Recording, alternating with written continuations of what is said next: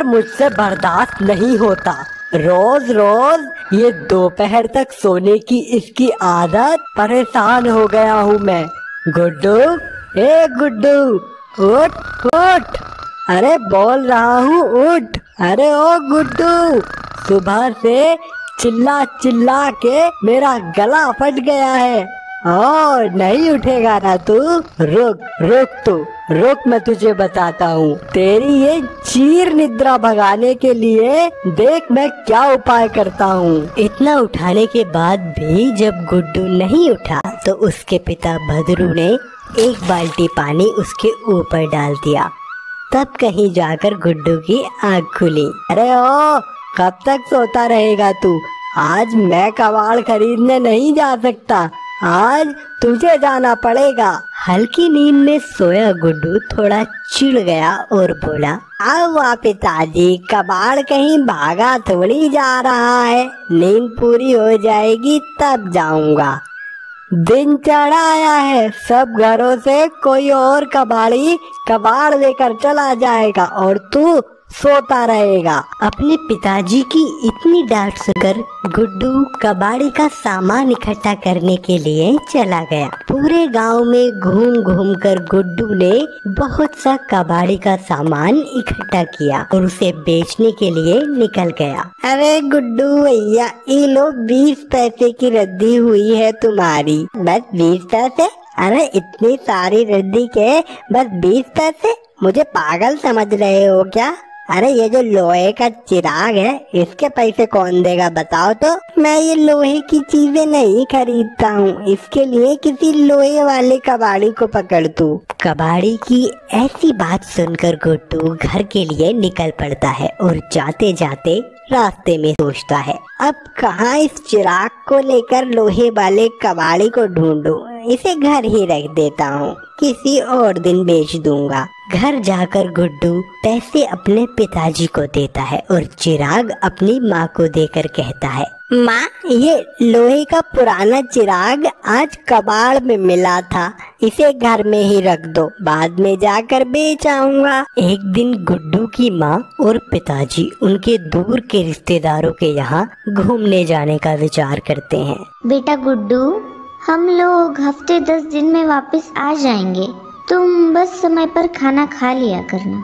हाँ हाँ, खाना तो ये समय से खा ही लेगा, बस समय से सोकर भी उठ जाए तो बात बने। अगली सुबह गुड्डू वही अपनी पुरानी दिनचर्या के हिसाब से दोपहर को सोकर उठता है और सोचता है, आज तो माँ पिताजी भी घर में नहीं है, आज मैं कबाड़ का सामान इकट्ठा करने नहीं जाऊंगा, पहले कुछ खा लेता हूँ और फिर दोबारा सो जाऊंगा। इतना कहकर गुड्डू की नजर उस चिराग पर पड़ती है। अरे माँ भी ना कितनी भुलक्कड़ है, ये चिराग अभी तक यहीं पड़ा है, इसे साफ तक नहीं किया है, ऐसे कैसे कोई कबाड़ी वाला इसका ज्यादा दाम देगा भला? गुड्डू अब अपने आप ही उस चिराग को साफ करने लगता है। जैसे ही गुड्डू इस चिराग को रगड़ता है, उसमें से एक जिन बाहर आता है। तुम मेरे आका, मैं तुम्हारा गुलाम हूँ। मुझे मत मारो, मैंने तुम्हारा कुछ नहीं बिगाड़ा।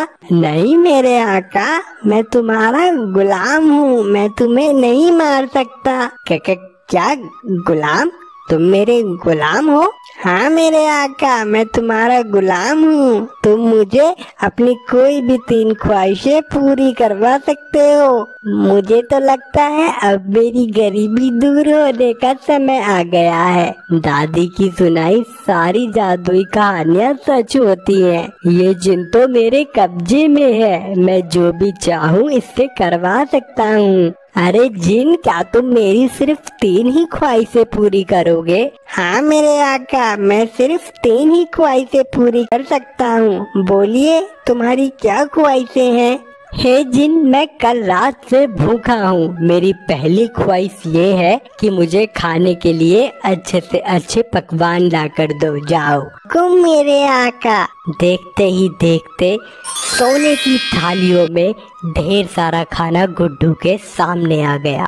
धीरे धीरे ऐसे ही समय बीतता गया और एक दिन, अजी सुनते हो, अब अपना गुड्डू काफी बड़ा हो गया है, इसकी शादी के बारे में भी तो कुछ सोचिए। वो तो सोच ही रहा हूँ मैं, लेकिन इस कामचोर से शादी करेगा कौन? अपने माँ बाप की ऐसी बात सुनने के बाद गुड्डू को भी शादी करने का मन होने लगा। उसने तुरंत अपना चिराग रगड़ना शुरू किया और तभी चिराग से जिन बाहर आया। क्या हुक्म मेरे आका, आपका गुलाम आपकी खिदमत में हाजिर है। हे जिन, मुझे इस दुनिया की सबसे सुंदर लड़की से शादी करनी है, तो फौरन पता लगाओ कि इस दुनिया की सबसे सुंदर लड़की कौन है। जिन फौरन रवाना हो गया और थोड़ी देर में पता लगा कर आ गया। मेरे आका, मैंने इस दुनिया की सबसे सुंदर लड़की का पता लगा लिया है। इस दुनिया अवंतिका रियासत की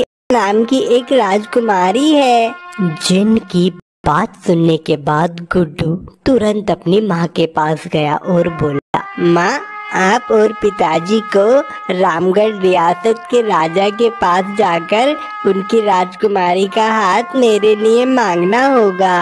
अरे गुड्डू, तू क्या पागल हो गया है क्या? ये मत भूल कि तू एक छोटे से कबाड़ी का लड़का है और वो एक पूरी रियासत की राजकुमारी है। अपनी माँ की इतनी बात सुनकर गुड्डू उदास हो जाता है और वो फिर से अकेले में जाकर उस जादुई चिराग को रगड़ता है और उसमें से उसका गुलाम जिन बाहर आता है। क्या हुक्म मेरे आका, आपका ये गुलाम आपकी खिदमत में हाजिर है। हे जिन, तुमसे मेरी तीसरी और आखिरी ख्वाहिश ये है कि मैं जिस भी किसी चीज को हाथ लगा दूं वो तुरंत सोने की हो जाए। जो हुक्म मेरे आका। ऐसा कहकर जिन अपनी मायावी शक्तियों से गुड्डू के अंदर ऐसी ही शक्तियाँ डाल देता है। अब गुड्डू बहुत सी चीजों को हाथ लगाता है और बहुत सारा सोना इकट्ठा कर लेता है। गुड्डू अपनी माँ के पास जाता है और उस जादुई चिराग के बारे में सारी बातें अपनी माँ को बता देता है। उसके बाद गुड्डू की माँ बहुत से उपहारों को लेकर रामगढ़ के रियासत के राजा के पास उनकी इकलौती राजकुमारी का हाथ मांगने के लिए जाती है। रामगढ़ का राजा इतने उपहार देखकर खुश हो जाता है और राजकुमारी की शादी गुड्डू के साथ करने के लिए राजी हो जाता है और बहुत धूमधाम से राजकुमारी और गुड्डू की शादी करा दी गई। घर आकर जैसे ही गुड्डू का हाथ राजकुमारी के हाथ से टकराता है, वैसे ही राजकुमारी भी सोने में बदल जाती है। अरे, ये मुझसे क्या हो गया? ये तो राजकुमारी भी सोने में बदल गई है। अब मैं क्या करूं? गुड्डू जल्दी से उस जादुई चिराग को रगड़ना शुरू करता है और जिन को बाहर बुलाता है। अब तुमने मुझे बाहर क्यों बुलाया है? अब मैं तुम्हारा गुलाम नहीं हूँ। मैंने तुम्हारी सभी 3 इच्छाएं पूरी कर दी हैं। हे जिन, मेरी मदद करो। मुझसे गलती से अपनी पत्नी को हाथ लग गया और अब वो भी सोने की हो गई है। तुम जल्दी से अब उसे फिर से पहले जैसा कर दो।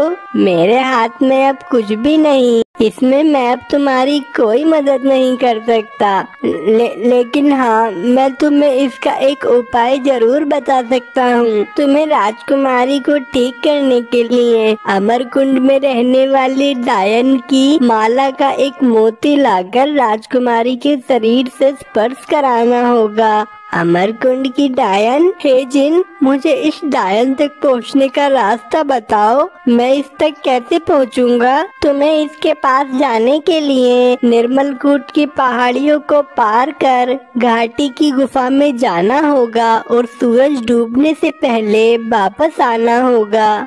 जिन की ऐसी बातें सुनने के बाद गुड्डू चिराग को अपने साथ लेकर निर्मलकूट की पहाड़ियों की तरफ निकल पड़ता है। कई घंटे लगातार चलने के बाद और कई भयावह जंगल पार करने के बाद गुड्डू घाटी की गुफा के बाहर पहुंच जाता है।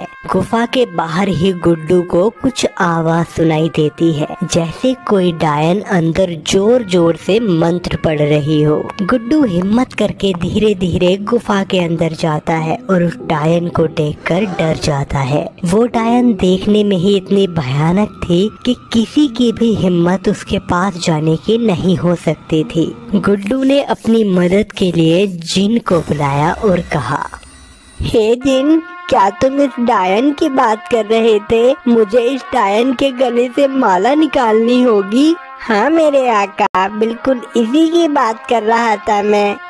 लेकिन इसके गले से माला निकालने गया तो ये मुझे जान से मार देगी। अब तुम ही कुछ करो। ऐसा सुनकर जिन अपनी जादुई शक्तियों से इस समस्या का एक समाधान निकालता है और कहता है, मुझे इसके गले से माला निकालने का एक तरीका मिल गया है। हे जिन, मुझे जल्दी से उस तरीके के बारे में बताओ। बहुत ही जल्दी सूरज भी डूबने वाला है। मैंने अपनी जादुई शक्तियों से यह पाया है कि इस गुफा के बाहर एक कौवा बैठा है जिसके अंदर इस डायन की जान है। हमें सबसे पहले उस कौवे को जान से मारना होगा, जिससे यह डायन भी मर जाएगी और इसके गले से मोती निकाल कर हम राजकुमारी को फिर से पहले जैसा कर लेंगे। जिनकी ऐसी बात सुनकर गुड्डू गुफा के बाहर जाता है और चुपचाप उस कौवे को पकड़कर जान से मार देता है, जिसकी वजह से अंदर बैठे डायन भी मर जाती है।